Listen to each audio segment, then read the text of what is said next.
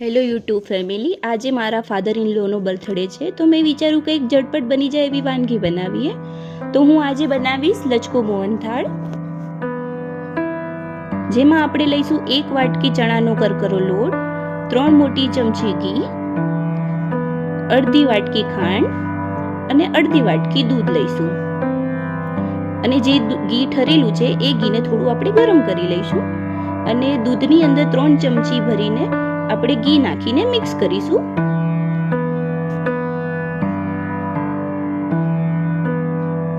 આ જે મિક્સ કરેલું છે એમાં આપણે ચણાના લોટનો ધાબો મારવા માટે કામ આવશે. એ ચણાના લોટમાં 2 ચમચી મિક્સ કરેલું દૂધ અને ઘી નાખીશું અને આપણે એને મસરીશું. ધાબુ એટલે મારવામાં આવે છે કે લોટ આપણો કરકરો રહે અને આપણો જે લચકો મોહનથાળ છે એ બી કરકરો બને.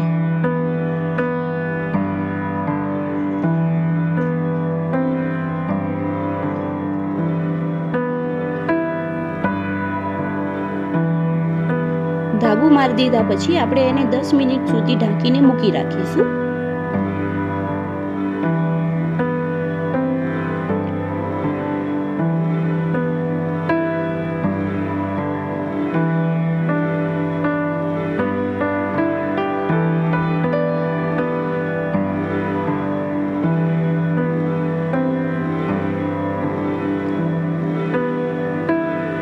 હવે આપણે એક પેન લઈશું. પેનમાં આપણે જે ઘી વધ્યું હતું એ ઘી આપણે આમાં યુઝ કરીશું. એ ઘી ગરમ થાય પછી આપણે એમાં ધાબો મારેલો લોટ જે છે એને આપણે શેકવાનો છે.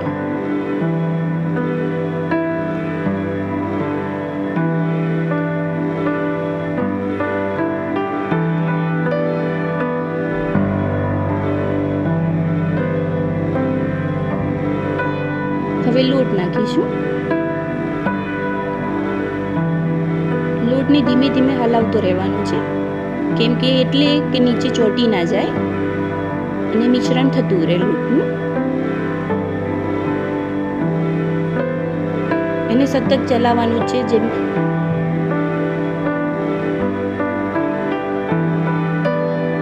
જ્યાં સુધી આપણે એને લોટની સ્મેલ ના આવે ત્યાં સુધી હલાવતું રહેવાનું છે. પછી જે ઘી અને દૂધ જે મિક્સ કરેલું છે એને 3 વારમાં ધીમે ધીમે થોડું થોડું કરીને નાખતું રહેવાનું છે અને લોટ હલાવતું રહેવાનું છે કે જેથી લોટ નીચે ચોંટી ના જાય.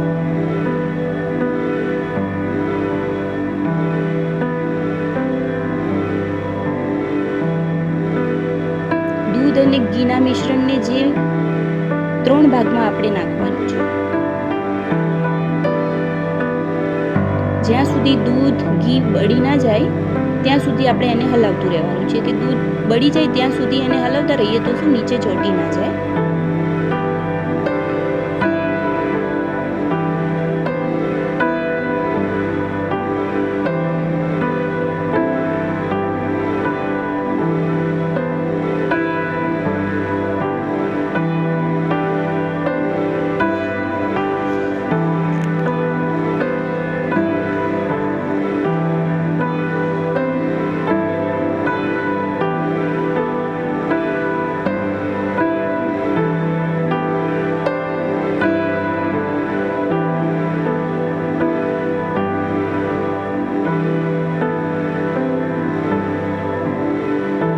દૂધ બળી ગયા પછી લોટ કમ્પ્લીટ શેકાઈ જાય પછી આપણે એક પેન લેવાનું છે.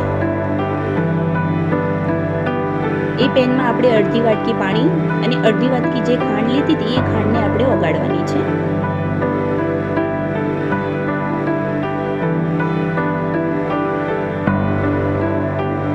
અને એમાં થોડું આપણે કેસર નાખવાનું છે. કેસર નાખવાથી ફ્લેવર બી આવશે કેસરનું અને કલર બી થોડો લચકા મોહનથાળનો કલર બી ચેન્જ થઈ જશે.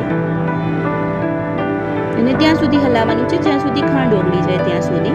આપણે એને તાર નથી આપવાના, તાર નથી પાડવાના કે 1 તાર 2 તાર એવું નથી પાડવાનું, ખાલી ખાંડ ઓગળી જાય ત્યાં સુધી.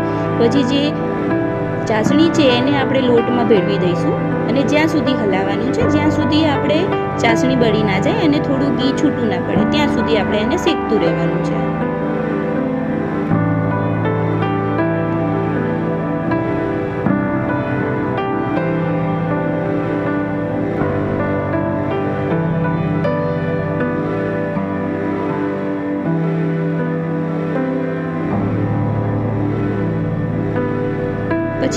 એમાં ઇલાયચી નાખીશું. તો ઇલાયચી નાખવાથી એનું ફ્લેવર આવી જાય ઇલાયચીનું.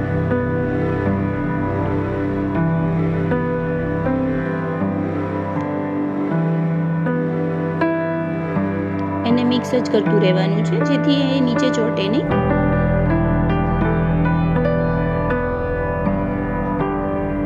પછી આપણે એમાં થોડી બદામ નાખીશું. ડ્રાયફ્રૂટ બધા નાખી શકાય છે પણ મેં ખાલી બદામ નાખી છે. તમારા ઈચ્છા મુજબ તમે ડ્રાયફ્રૂટ નાખી શકો છો. હવે આપણે તૈયાર છે લચકો મોહનથાળ. હવે આપણે એને સર્વ કરીશું. એક બાઉલમાં આપણે એને કાઢીશું.